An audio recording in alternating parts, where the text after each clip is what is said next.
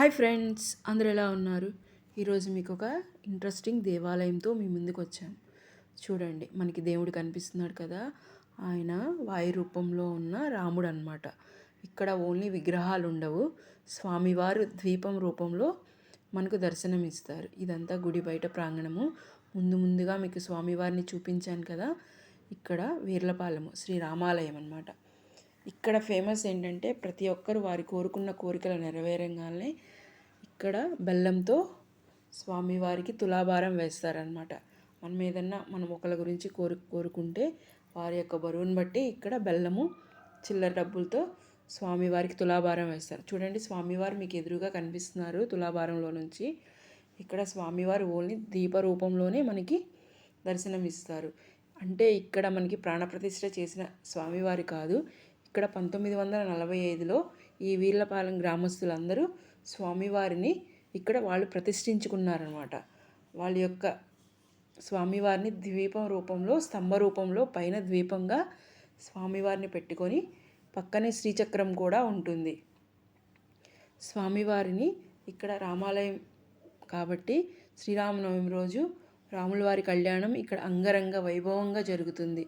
అంటే పలానా అందరికీ రాముల వారి కళ్యాణం 12ంటికి జరగాలి అలా ఉంటుంది, కానీ ఇక్కడ అలా కాదు.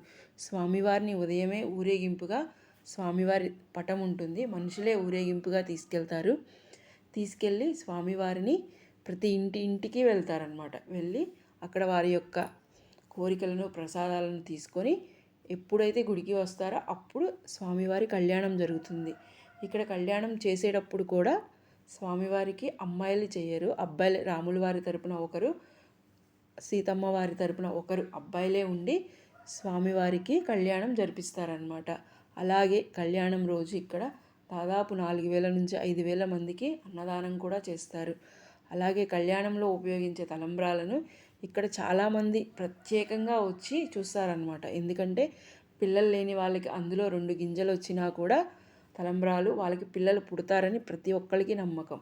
అలా పుట్టిన పిల్లల తర్వాత ఆ పిల్లల్ని తీసుకొచ్చి ఇక్కడ వాళ్ళు తులాభారం వేస్తారనమాట స్వామివారికి. చూశారు కదా, ఇప్పుడు తులాభారం వేస్తున్నారు ఆ పాపకి. ఆ పాప ఎంత వెయిట్ ఉందో అంత చిల్లర డబ్బులు వేస్తారు, లేకపోతే కొంత చిల్లర డబ్బులు వేసి అలా బెల్లం మూటలు పెట్టి తులాభారం వేసి స్వామివారికి సమర్పిస్తారనమాట. ఆ వేసిన బెల్లాన్ని పంచుతారు అందరికీ.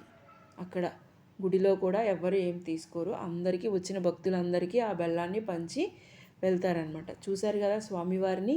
చూడండి, ఈ గుడి చాలా బాగుంటుంది. ఇదిగోండి, ఇందాక మీకు చెప్పాను కదా స్వామివారి శ్రీచక్రం అంటే ఇదే. చూసారా, ఇక్కడ లోపల స్వామివారి శ్రీచక్రంకి చక్కగా దీపం పెట్టి ప్రసాదం పెట్టారు. ఇదిగోండి, తులాభారం వేసేటప్పుడు ముందు ఆ త్రాసులో చిల్లర డబ్బులు, ఆ తర్వాత బెల్లం వేసి అలా తులాభారం వేస్తారనమాట.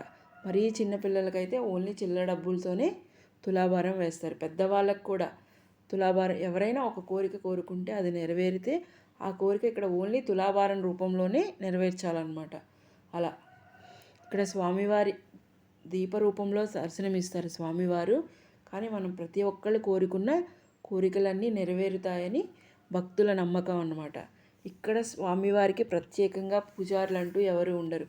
ఆ ఆలయ కమిటీ మెంబర్సే స్వామివారి యొక్క సంతానంగా అలా వారే స్వామివారికి నిత్యం పూజలు చేస్తూ ఉంటారు.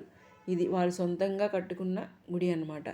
గ్రామస్తులు అందరూ కలిపి మీకు ఇంతకు ముందే చెప్పినట్టు 1945 సంవత్సరం నుంచి స్వామివారిని ఇక్కడ చూసారా, ఇదిగోండి ద్వీప స్తంభం రూపంలో ఉంది. చూసారా, పైన జ్యోతి కనిపించింది కదా, అప్పటి నుంచి ఇప్పటి వరకు ఆ జ్యోతి అలా వెలుగుతూనే ఉందన్నమాట. చూడండి, పైన జ్యోతి పైన అదిగోండి